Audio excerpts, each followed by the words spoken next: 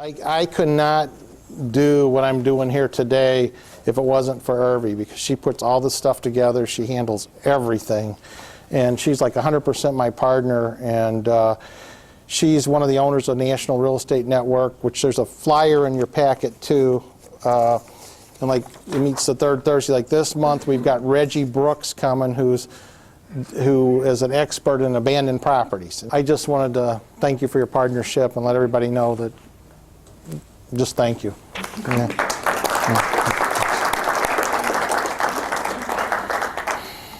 Not just thank you. Thank you.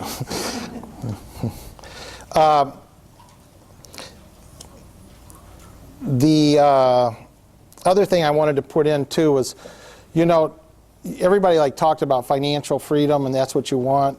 You know, like I'm playing a game right now. It's called 2020. I created this game. I got 20 months to live, you know, and if I had 20 months to live, what would I do? So, so I've got this game. It's called 2020, and I want to have passive income of $20,000 a month coming in at the end of 20 months. So that's the game I'm playing, and I created that as like a possibility for the future. So that's passive income. That means income I'm not associated with. They're not doing anything, and it shows up. So what I would like you to do is, like, because people don't think about this, is like you're coming to the seminar, you're coming to a seminar and you're sitting like, I want to make money, I want to do this. So what I'm going to do right now is you get to tell your next door neighbor, the person sitting to you, I'm going to give you 1 minute each to share, like, what do you want to do with your life? Like, what are some of your goals or dreams or aspirations, or what do you see if you had financial independence, what would that bring you? And there's people in this room that are incredible at putting structures around that. So anybody that's like majorly good at doing that or coaching around that, why don't you raise your hand? Kristen, you want to raise your hand? There you go. So that's, you know, so there's some coaches for that. Okay. So let's postcards. And I think she handed out, did we hand out a pamphlet with some, we haven't? Do we have that? No? Okay.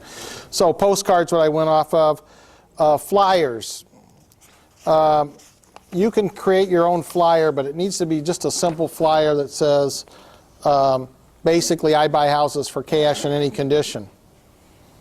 And I've done incredibly well putting flyers out in the neighborhood. And when I put the flyers out in the neighborhood, I usually teamed up with a mortgage company, I teamed up with a home improvement company, I teamed up with a real estate company. And I would put 2 flyers out. They were printed front and back. And I had my flyer that said, I buy houses for cash on the top. And we'd roll them up and put them on the door. You can't put them in the mailboxes. We'd put them on the doors of the houses. And then the other company shared in the cost of doing that. So I basically put 4 kids into a neighborhood, put 2,500 flyers out in one day, paid each one of them $50. And then the other people that helped me do that, the real estate company, the mortgage company, the home improvement company, kicked in the money. And what happened was, off of those flyers, some of them would call back 4 months later, and they would put the flyer on their refrigerator. So it's like you're like dumbfounded on the response, but that does work really good. And that way you can do a targeted area where you want to be and put flyers out in the neighborhood. So you can create door hangers too, where you just hang them. Like maybe you're in an area where it might upset somebody if you put a sticker on their door, so you could put a door hanger, you know, on it. Frank? Another local company does door hangers like that, but they put something on the back side for lawn care or grass trees or whatever have you, so you don't throw them away. Yeah, that's good. I used to put this one up, and it says, urgent warning, this building has severe safety hazards. Just because the property is boarded doesn't mean it's safe. If you own this property and someone gets hurt on it, you could get sued and lose everything. We can help you. Stop putting yourself at risk. If you have any questions, please contact, wasn't my name, Ralph Miller, Washington Financial, LLC. Who called was not the person that owned the house, but who called was the neighbor. And then I had ones that said, that would say, if you know who owns this property, we'll pay a reward, you know, if we end up purchasing it. So then the neighbor's calling you to collect the reward. It could be, you know, one of these bandit signs. If it's a boarded up house, I just leave the sign. It's just a big business card, right? You just nail it to the boards, and although I've had my son nail nails through the boards, through the brand new windows on the other side, so you need to use common sense where you would put it. But we'll leave signs like that right on the house, and they'll call back and say, what in the heck are you doing putting this sign on my house? You had no right to do that. And they get really upset. And then what's the next question out of their mouth? How much will you pay for it? And inside that conversation, you actually can develop a great relationship with them. So what do you think I say when somebody calls like that? Like, what's a conversation you could have with them? They're really upset. So I'm trying to help you. I am, and you know what? If I can, I work teaching seminars, or you could say I'm part of a team, and they have over 4,000 investors on a database. We could actually do a broadcast out. I'm pretty sure I got a buyer. I was trying to find out what you got. That might be an alternative for us. You know, you owe us no money if we bring you a buyer. If we bring you a buyer, you owe us money.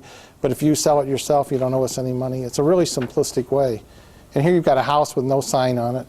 And our advertising agreement allows us to get the word out. They're just not... See, a lot of people, they'll get in trouble and they don't want to tell anybody about it. Yeah. So like in all my great ups and downs, one of the experiences I had was living in a house in Bloomfield Hills on Upper Long Lake, and all of a sudden I'm in foreclosure because of what I was telling you guys about. And when they put that sticker on your mailbox that says that you're being foreclosed on, what happens is a jillion investors back then, it's not as heavy now because there's a lot more foreclosures, they're all chasing you. So what it occurs to you when you're in that situation is like everybody in the world knows you're in foreclosure. And it's incredibly embarrassing. You don't want your neighbors to know and that. So they go into themselves. So that's a way to get that person to call you, and you can get into a conversation with them, and you know you can break ground. So that signs are a great way to do that. And that might not be their circumstance. It could be a death. They moved out of state. They're making double house payments. The house is in, I mean, it's a lot of different ways. But the point is, unless you're out generating these leads, you have to do that in order to have the conversation. And massive actions will bring you massive results, right?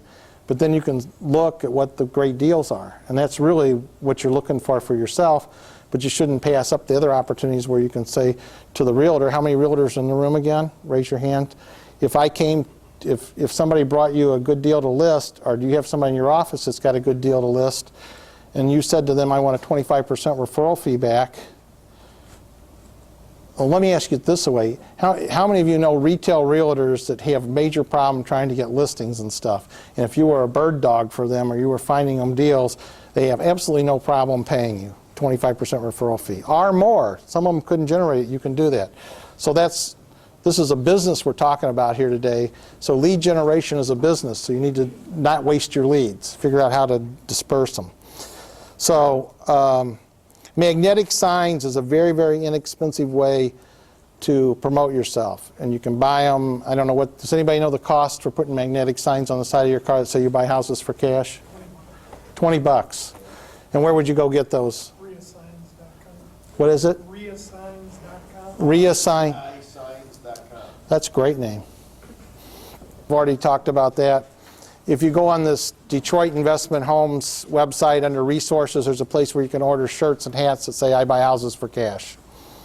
Mark, Yes. driving for dollars and this. It's called when you're out driving and you see a house that's boarded up, abandoned, the grass this tall, ugly. It's time to put a sticker on it, a sign in the front yard, or something to get the people to call you back. It's time to go on the website, find out where the mail's going to, if it's going out of state. Like if you were in Detroit, you can go on the City of Detroit website, pick up and see where the tax bill's going, and mail them. Or you can go to infospace.com. Infospace.com. Yep. And do, $40 will give you their whole life history, how old they are, how many kids they have, how old their kids are, a listing of their neighbors' addresses on that block of their residential, all other addresses that have been listed for them, If they have judgment, bankruptcy, lawsuits, all other properties, $49 at infospace.com. It'll take you to a link called Intellius service, and it's nothing but skip tracer, internet skip tracer for $40. All right, so will you write that up on the board at the break for everybody so they can do that?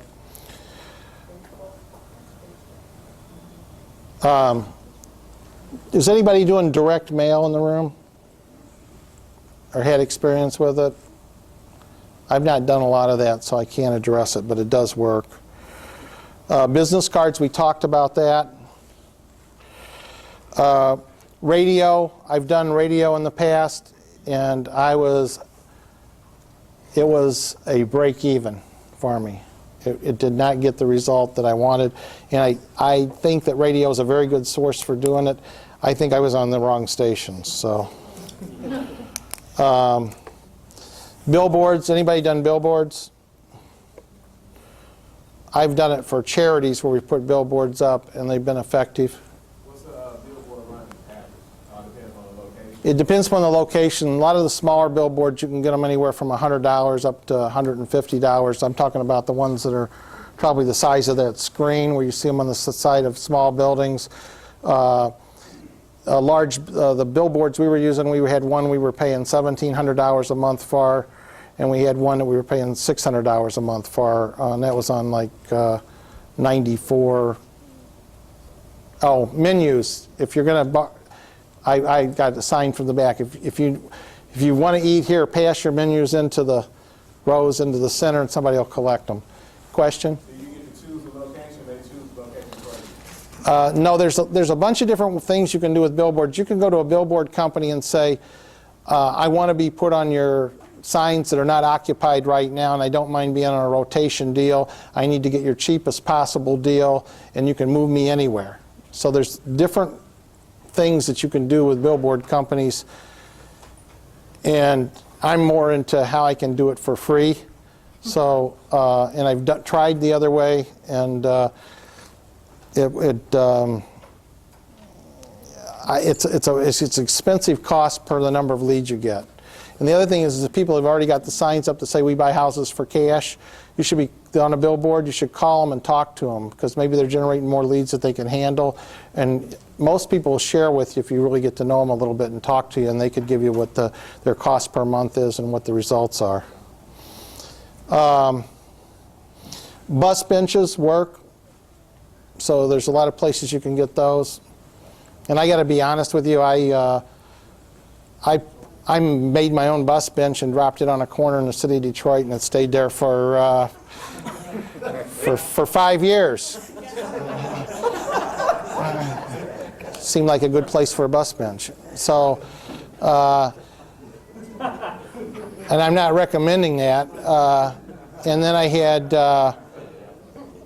I've also, when I found bus benches that are falling down or abandoned and needed to be refurbished and put back together, I've put them back together and put my signs on them because it seemed like a community service project. Newspapers, you can buy inserts to put into the newspaper and like kit it by zip code. So you can actually create your flyer that you want to go into the newspaper and hit the zip code you want. And you can do that fairly inexpensively. You have to provide them the flyers, the newspaper company stuffs them, and I've done that in the past. Now you can put an ad in the newspaper. It is effective, and we're in how many papers right now? 14? Well, Oh, yeah, 6, like 11 or 12. we're like in 11 or 12 newspapers, and we figured out how to, you want to figure out how to try to get to the top of the newspaper, like what it would take to do that, like AAA, if that's what gets you there, if it's a logo or an emblem. Where are we in the top 4? Mm-hmm. So we're in the top 4 on how we got there. And out of those papers, how many leads are we averaging? Needs 5 a day. 5 a day. And that's, the cost of that is, I'm just trying to give, we're in the Oakland Press every day, and we're in the Detroit News, we're in on Sunday. And that was like, for the Detroit News, I think it was like $3.50. And I don't know what the Oakland Press was. Oakland Press was $3.50, and that gets us into like a bunch of other newspapers with the Oakland Press, and we're in there every day. So that will generate leads. $350 per day per zip code? That's $350 per month. And that's in being in the free press. Now we got logos that go on ours and stuff like that. I think we have a bell that goes on ours. Does that cover all the zip codes or what? No, that's where we're just advertising in the newspaper. So I'm talking about two different things. When you can go to the newspaper and get your flyers made up and they'll stuff them, and I don't know what that costs per zip code. You have to talk to the newspaper. I've done it in the past. I don't know what it is now.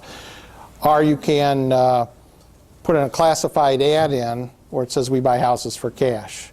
Now the thing you want to know about when you run those ads, you're up against competition because there's a bunch of ads there, so it's called race to the swift. So you've got to really know your business. You've got to be able to go there and write a purchase agreement right on the spot. You can't do it in slow motion. You have to be ready to take the property or tie it up or lock it up or get your advertising agreement done with them right on the spot.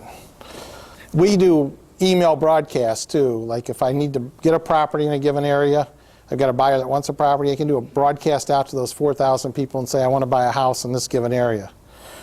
If I've got a property that I want to sell that I've just taken in, I can do the broadcast out and let people know about it. Michael, you have a house like right now, so you just did this. What was the results on that? You've got one in Southfield. I got an offer the next day. I broadcast an email out to the 4,000 or so investors, and I got responses immediately, and I did this Wednesday afternoon and Thursday morning. And how many responses did you get to the 4,000? Between the afternoon and the next day around noon, I had about 10 to 12 responses In one offer. in one. So that's another resource to utilize. So then the question becomes like, can you use mine? Yes, you can. I just want a fee for when if you score. I'm just going to do another one. An investor who's up in Chesterfield Uh-huh. and got a hold of a house down in E-Course, put it out on a broadcast message, Mm-hmm. and in 24 hours, he had 3 offers. My wife and I happened to be first, and we even took 12 hours because she was out of town for me to talk to her. Mm-hmm. And he said, first fax in is in, and when we got it, and I know that he had the same kind of response that Mike was talking about. Right. So the point is, you don't have to know a lot about this business, and it'll really tell you instantly whether it's a good deal or a bad deal, because when 4,000 people look at it and you get no response, you start to find out. So, brochures and restaurants is a really good one. You ever gone to a restaurant and you got little ads on the placemats that say, I buy houses for cash? That works. And that's inexpensively ways to do it. Party stores, in the past, when you've got something like this, you can put a display in a party store. You can create a partnership with the store owner, that you and the store owner can create a toll-free number together, where when the customer calls in to the toll-free number, the Canadian answering service that I use emails the lead back, but it emails the lead to me and the party store owner. So now the party store owner can call me and say, well, you had this property, this property, or this property. What's the results on it? So if I was paying him a referral fee or we were partners in the deal, then it creates a tracking system to it. So do you see how you can start to create partnership with people? Do you see if you knew somebody that owned a trucking company, like a plumber or something, that had 16 trucks on the road, that your signs could be going everywhere? To say, I buy houses for cash with a separate number. Do you start to see? So you want to start thinking like, this isn't limited to just what you can put signs out, but who you know that you could, Yes? You're paying them a fee then? If it works out in the deal and you buy a house, you're paying them a percentage of whatever you're making? Only when I make money. Right. You could structure a deal that you make 20%. Or the party store owner could be interested in finding something for himself. So he gets the opportunity to cherry pick with the leads, right? So it's all a negotiation. And then I had some of the people I've had in the past was like I had a guy that did a newspaper route. He already knows all the party store owners. So I'll create a relationship with him where we create a toll-free number and he's going into all the party stores and setting up the boxes. He's already in there every week or every day picking up the newspaper so he can keep the boxes stuffed. He has a relationship with the people, and you're out promoting yourself. So you see how you in all this lead generation, you want to start to see how you can generate partnership with other people. And I think that, to be blatantly honest with you, you could like not put any signs up and just work on calling people that already had the signs up, the meeting of the Brian Phippses of the world, because some of those people are battleship marketers and they can't handle the amount of leads coming in. So that's another way to do it. And it's all inside the knowledge, like you've got the knowledge to know and have enough sense to go get an advertising agreement with something, send the house out, on a broadcast, and Bill's going to show up at your door if it's a really good deal, and put a deal together. So it's the knowledge of being able to, that you've got that they're not thinking about.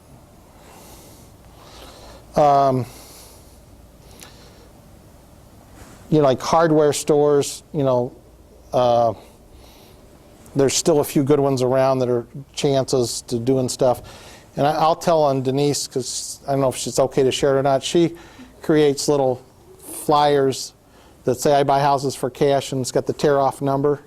You've been in a lot of restaurants where somebody's selling something and you can pull the number off. So that's another great way to do it. It doesn't cost anything to do that, or it costs very little. It costs your time.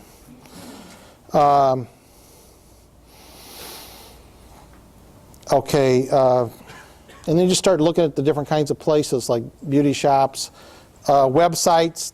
If you want to see a buyer's website, that says, you can go to www.888ronbell.com, and that's a sample of a website where it's geared towards generating leads into it to be bought.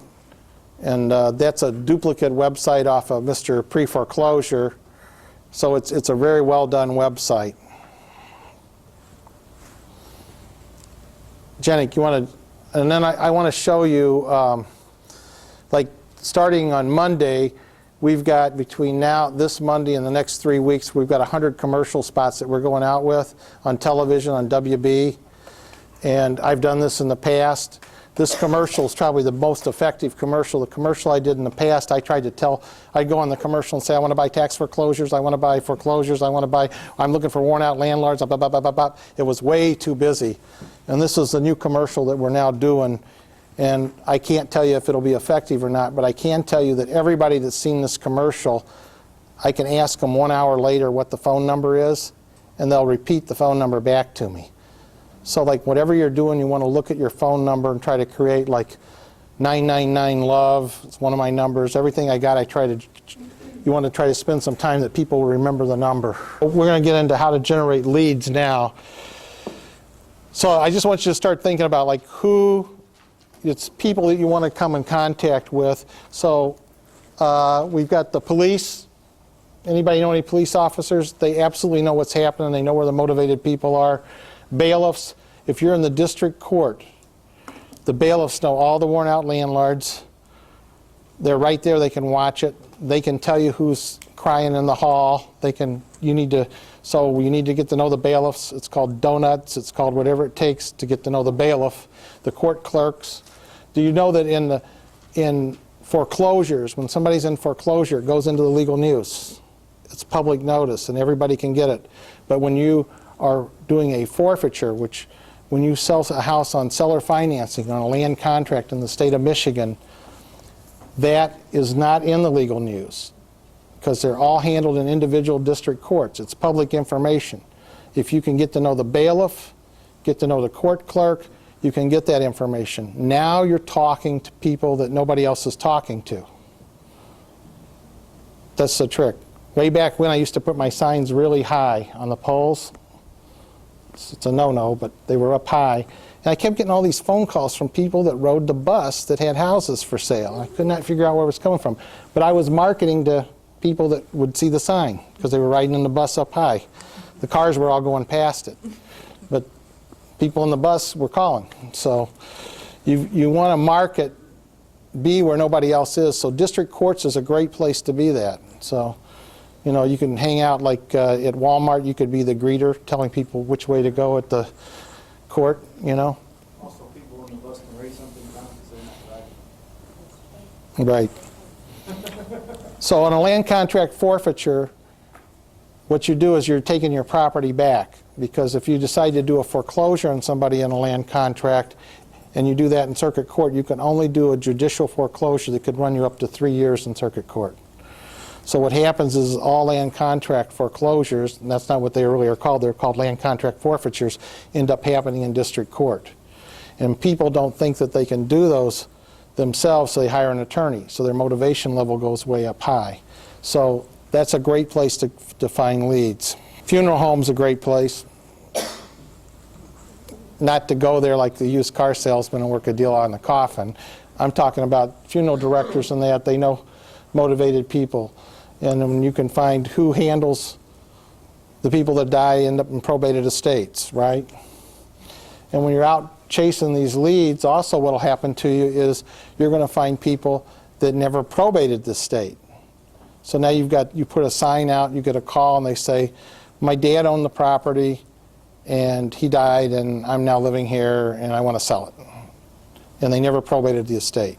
And there's no money to probate the estate.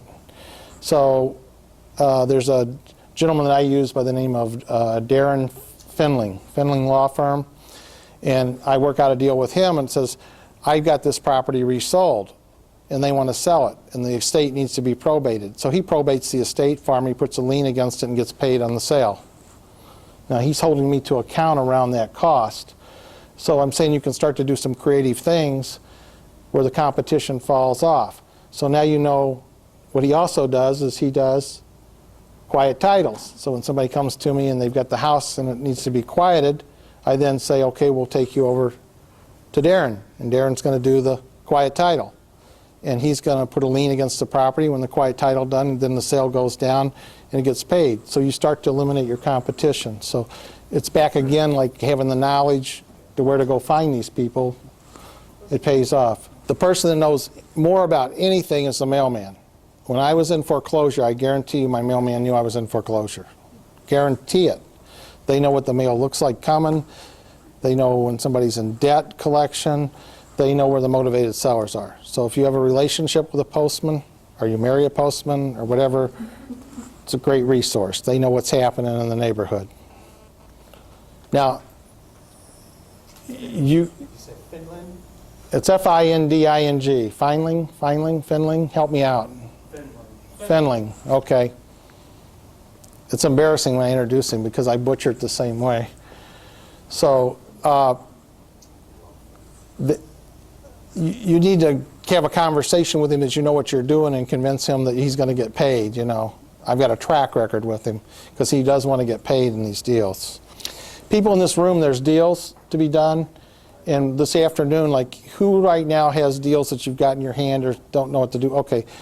Attorneys, you know, probate attorneys, divorce attorneys, excellent source of deals. Code enforcers, city inspectors, the people that condemn the abandoned properties.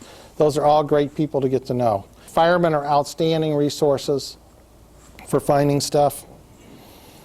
They've got a lot of time. A lot of firemen have a lot of properties.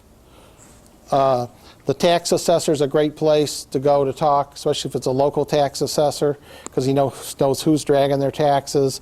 He's got a flavor for, he's got his pulse on things. The water department is a great place because water, you know, when there's delinquent water bills, like you got a $8,000 delinquent water bill, there might be some motivation. So. How would they give that information to you? Is it for the Information Act? Or? Absolutely. So how could you find landlords is in the state of Michigan, when you don't pay your water bill, it can roll over on the taxes. There's also a law in the state of Michigan that says if you get a water affidavit and take it to the city and file it with the city, that the city can't roll your water bill over to your taxes. And the water affidavit has the tenant's name on it and all that information, and the tenant signed it, and each city has its own form for that. And so that means that the city will actually go turn the tenant's water off instead of letting it roll over to taxes. So that's a way to find landlords, right? Pawn shop owners.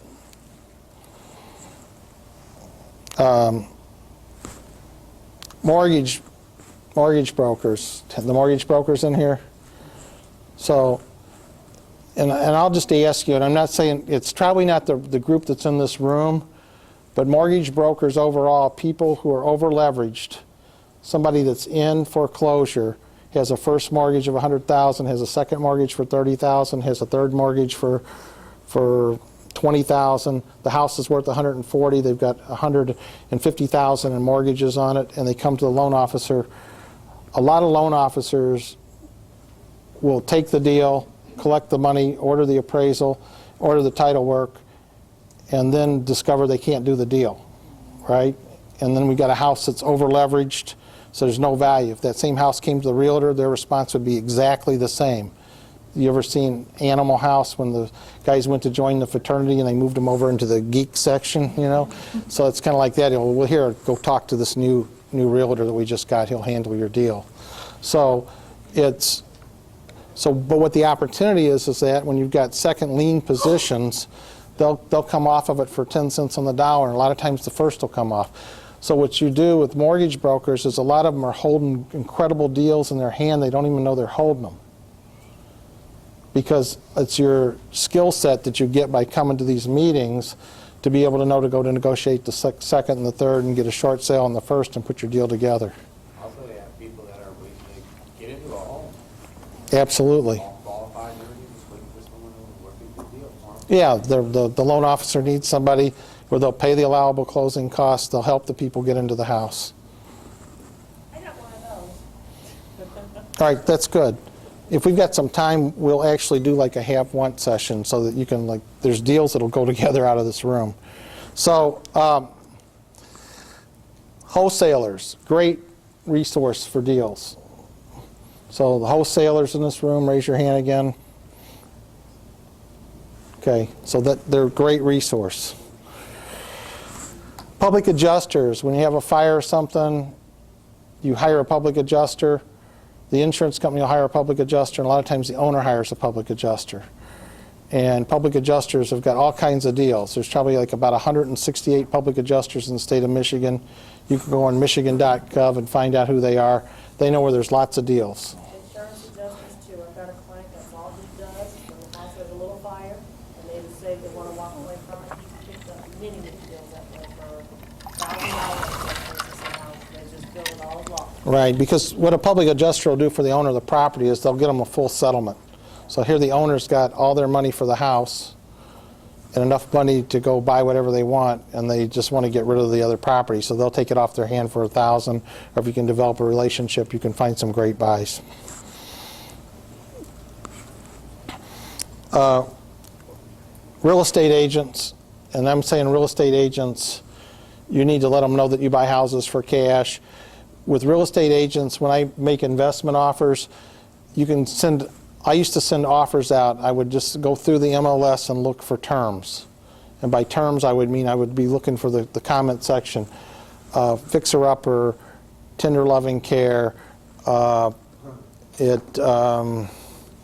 probated estate, foreclosed, you know, handyman special. Look for those comments, and then what we would do is we would not do an offer. We'd just do a letter of intent that this offer it may seem low to you, but sometimes the seller's conditions dictate taking a lower price, and here's our offer, and da-da-da-da-da-da-da-da. Well, they would sometimes call back and say, you're crazy, you're nuts, I never do that. But then 4 months later, they do come back and say, okay, was that offer still good? Or it gives you an opportunity to say, do you have somebody in a situation that would work? And the realtors don't have the tools to be able to know how to negotiate a second off or do any of that. That's where, like, coming to this kind of stuff you're coming to today, you get those tools to be able to do that. Traditional real estate, you list the house, and it's not anything to do with what we're doing here. So, like, they don't have the tools to get the house reduced.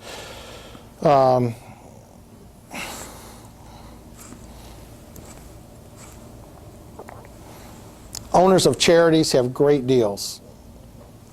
All charities are motivated sellers. Have you ever met a charity that didn't need money immediately? All charities are getting offered properties. All charities are scared to death of property. Why are they scared to death of property? Because they have a board of directors, and the board of directors says this property has liability exposure. What if somebody gets hurt on it? What if this? What if that? What if there's an environmental problem? So there's a bureaucracy. So as you as an investor can go to them and say, if somebody's offering a property, I'm willing to buy it right on the spot, you can develop great relationships. I've taught a lot of seminars, and over the years I've had a lot of people in the seminars that have bought properties from charities and have relationship with charities. Anybody here bought from charities? Okay. Asset managers, tough to get to know. They're the guys that work for the mortgage companies that deal with REO agents. That's real estate owned, so they're looking for agents to list their properties. We've got a relationship with one of those asset managers. Auctioneers. With auctioneers, it's great to go to an auction. I got a postcard at home from national auctioneers, and they deal in a lot of lower end or tougher type investment type properties. And what you're looking for, you're going there, is there's cash buyers coming there who are investors that'll pay cash for a house. So, and they've got to put up an actual deposit to be a bidder. So it's an opportunity to really collect a list of great buyers, and it's also an opportunity to have all the people that are coming to an auction to look. And at auctions, when we put low-end houses on it and the bids came in low, what the auctioneer does, he goes back to all those people and tries to put deals together, so you can actually track the properties and go back to the owners afterwards, or go through the auctioneer. Contractors, all the contractors you work with are great resources. They're on the streets. If you can get signs on their trucks, if they're working on one of your properties, they get great deals all the time coming to them. BPO agents, that's broker's price opinion. Those are agents that work for the mortgage company, that the mortgage company, the property hasn't gone into foreclosure yet. The people are 60 days behind, or they're 90 days behind, or it has gone into foreclosure, but the mortgage company goes and hires a realtor to go look at the property to tell them, is it still occupied? What's the value of that property from a street drive-by? Shoot me a picture of it. They want to see that the house is occupied. They want to make sure the utilities aren't shut off. So the agents that actually go out and shoot those pictures are great people to get to know. Now, where would you find those agents? You would go to reonetwork.com, reonetwork.com, because that's where they put their resumes on to the asset managers that say, I do that kind of work. So you go to reonetwork.com, the city you want to find, you put the city in, and you hit the button, and it pops up with a list of all the agents there that are willing to do BPOs or REOs. So that's where you find your REO and BPO agents. So a lot of times you're getting the information before, if you can develop a relationship. But sometimes the mortgage company's sending the agent out to get cash for keys. So it's a great place to find stuff. I've got a baker that's got my signs up in his bakery that works good. Jail we talked about. The MLS we talked about a little bit.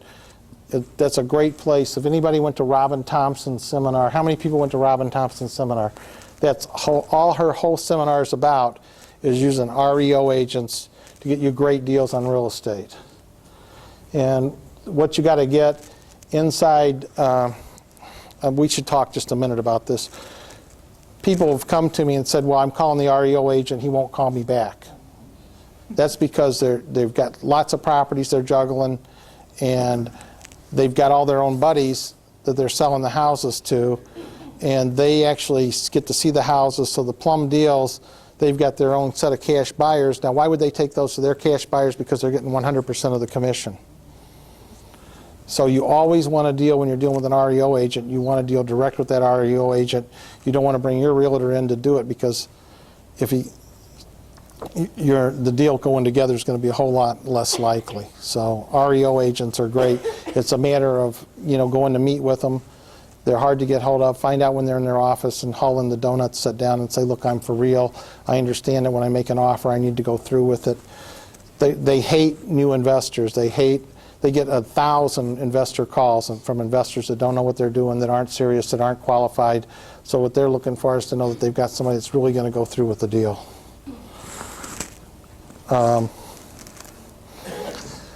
Department of Natural Resources, we talked about that. That's the DNR. Tax sales, we talked about that. Sheriff sales, that's foreclosures. I think I'll get into that after lunch so we can just spend a little bit more time on it. The IRS, if you go to an IRS agent or a collection office, a revenue office where the revenue officers are, there's postings of IRS seizures there. So you can go on and get their listings of properties that they've seized that are going up to auction. Forfeitures, we talked about that. That's where you've got land contracts in the state of Michigan. Probate, we talked about. Demo list, we talked about. There's a pre-foreclosure list. If you're chasing people that are going into foreclosure, you can actually get that list off our website. Either website up there will give it to you. We work with Default Research, which actually gives you the name of the people that are in foreclosure, where they live, and their phone number. Freedom of Information Act, we talked about how to use that. Landlord list, freedom of information again. HUD and VA, all I want to say on that is that's very difficult to get a great buy. But there's tons of investors that beat a path to that. Is anybody doing HUD or VA right now? It's tough because it's geared for home ownership. FSBOs, for sale by owner. I have not had great success with that. I don't know if anybody has, but I have not. Expired listings are good because in a lot of cases realtors aren't straight with people. People say, I want to sell my house for $150,000. The house should be listed for $40,000. And you know, then they get upset with the realtor and the listing gets expired and they don't do a good job with them. So, and you can, vacant homes, we talked about that. The unemployment office, email broadcast we talked about, and I can't even read it, reonetwork.com.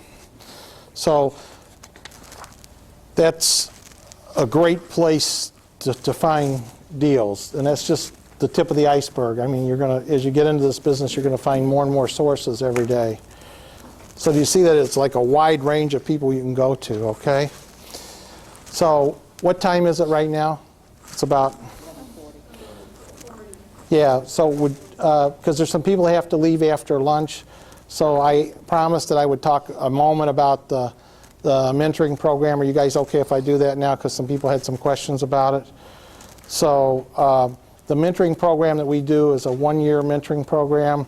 And the people that are in that program, raise your hands again. So these are all people that you can talk to at your lunch break or talk to later and get what their opinions is about the program. And it is a program designed for people who want to get on the court. This is not a program designed if you want to get knowledge and learn about real estate and but not get on the court, like you're just gathering information. Go to the seminars, go to the RIA meetings, come to seminars like this. This is a program that's designed for, you know, like it's like the craftsman. He shows you how to do something, and then he has you go do it. And it's about being on the court and getting the results. It's about leading you through. Like, anybody tell you that this business doesn't have risk or doesn't have landmines in it? It does. Because you know, it's the guy that wakes up one day and says, I can do 80 homes. You know, there's landmines there. So what this course is designed to do is not to remove that risk, but it is designed to walk through that landmine with you, with people that have been through that landmine in the past, and to give you the tools, the knowledge, the specialized knowledge that you need to do, like when you need to do a deed off. You know, how do you actually do that deed off and take control of the property and not put yourself in a liability situation? So my whole program is designed around not putting yourself in a liability situation. It's designed on coaching you through those situations. It includes, the cost of it is right now $4,500, and there's a payment. If you want a payment plan, it's $5,000 and it's $500 a month. And it consists of probably, if you got a flyer on it anywhere, there's around 100 hours of coaching. We put on there 50, but I recalculated what it really comes to and the length of the things and the special meetings. So it's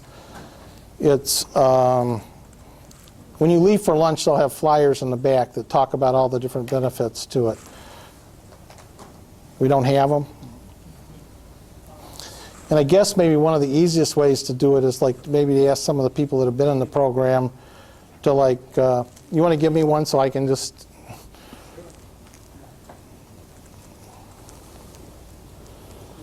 So they get first cracks at the properties that we're out chasing. It's over 72 hours of coaching. It's a one-year membership into the RIA group that meets the third Thursday of every month. And then that includes 10 workshops, and then it includes probably another 7 or 8 workshops where national speakers come in and speak, like when the gentleman comes next week, who is Reggie Brooks. That workshop's included. It includes CDs. You get a bunch of books. You want to bring the forms books up. One of the key things that you get out of the program is you get forms that work in the state of Michigan, true, tried forms. And you, like, when you're doing this business in where we go out and put a house under contract, on our purchase agreement, on our buyer favorable purchase agreement, it allows us the right to file a claim of interest against the property. Because the real estate agents and the investors we deal with are sometimes unscrupulous and go around us. So it actually comes with the contract forms, with how to use the forms, and it's all stuff that we've done. So like when the forms, you've got like how to assign a purchase agreement to somebody. You've got the forms in there nowhere in the state of Michigan do they have a seller favorable land contract form. So our seller favorable land contract forms has escrow agreements, has due on sale clauses on it, has late payment fees on it. It's basically everything that you could use in the state of Michigan. And I think probably the easiest way is after you look at the brochures just to answer questions, or if anybody wants to share their experience with the group, they can do that. Peter? Yeah, I just want to say that when I got to know Mark about 6 months ago, I went into a contract that was a bad deal, and I really couldn't get out of it. My earnest money deposit, I couldn't get out of it. It was a large amount, $10,000 for 2 contracts, same owner.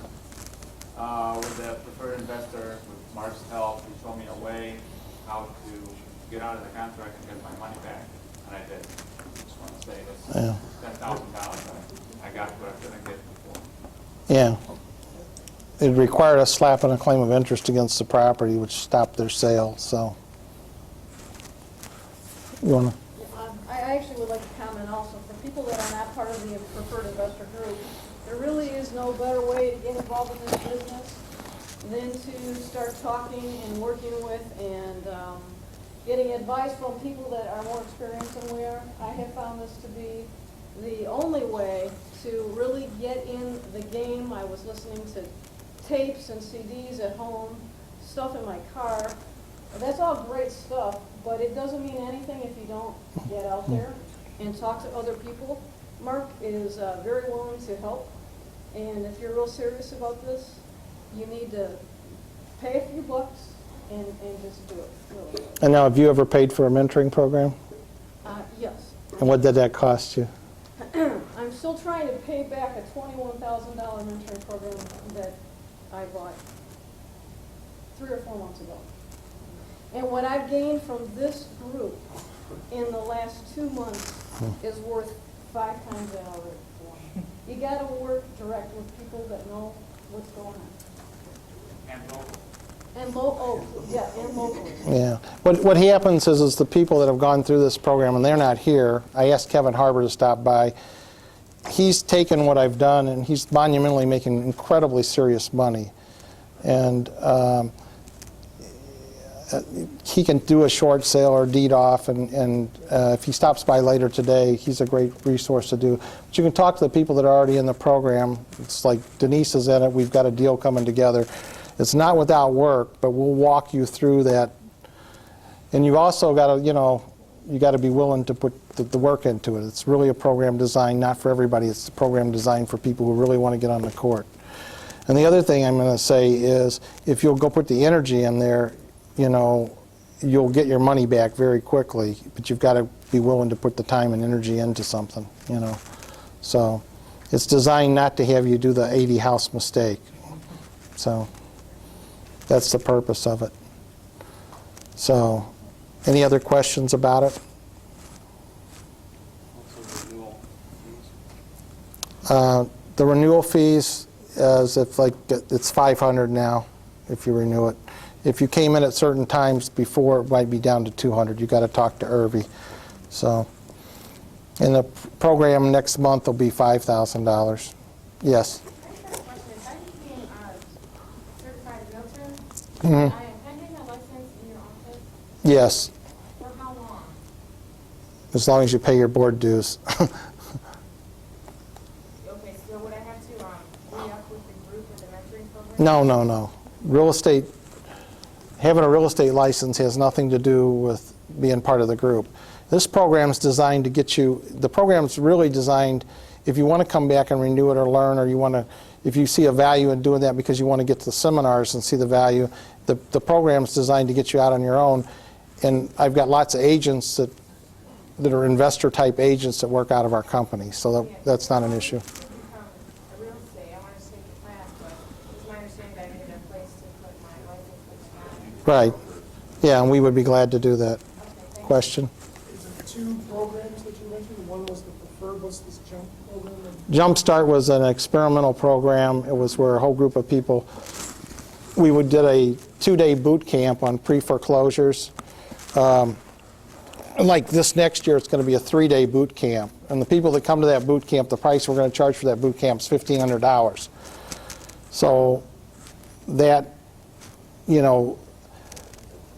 out of that program, a group of us decided to do the Ron Bell commercials, and they wanted to learn exactly how to do short sales, how to do the pre-foreclosure business. So we put together a group to do that, and that's what we're doing. So that program runs through December, and it's like, I think there's 6 people in it. And we just put together 1,000 signs. We just put together the television commercial, and we put it in the newspapers, and we're waiting to be overwhelmed on Monday. So. Anybody else? Questions?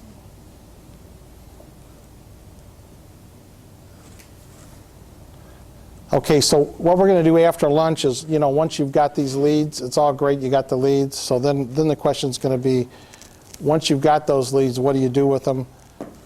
So we're going to talk about going out and negotiating with the owner, what kind of research you need to do on the property, what kind of toolkit do you need, and then we're going to talk about, like, a lot of times you're looking at a property from a wholesale perspective. We're looking at how do we put it under contract, how do we tie it up, who can we wholesale it to. And then from an investor standpoint, if you're looking to buy it, it's the exact same kind of stuff. It's like we're going to get into the gymnastics of doing that. So we'll start right up with that. And I think, once you got a lead, if you want, we can spend like 30 or 40 minutes just calling some people to see what you would do with a lead. Like what would be the steps that you would take in doing that. So.